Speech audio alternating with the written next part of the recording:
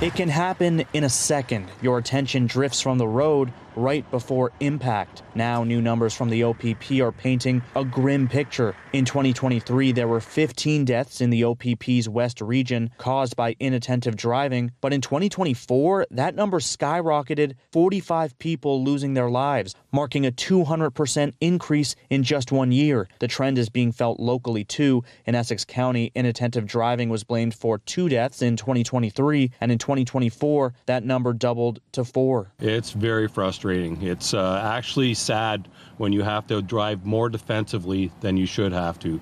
And it's a concern, constant. When I say distracted driving, what's the first image that comes to mind? This, right? Somebody on their phone when they should be focusing on the road. But the OPP are urging the public to remember anything which causes a lapse in focus is considered inattentive driving. They've seen people looking down at their navigation away from the front window, eating while driving, using their legs to steer, and turning around to the back to check on a child. We've had situations where a parent is completely turned around in their seat, leaning over the back seats with their hand off the wheel while the vehicle's still in motion. That's something that if it's observed, that can be enforced. That's why OPP have launched Stay Focused, a month-long campaign that will see officers out in full force cracking down on distracted driving with zero tolerance. If you have things you have to deal with in the back seat, pull over and deal with those things and then continue on when it's safe to do so. I'm seeing it every time I drive, constantly, everywhere in the city. People eating,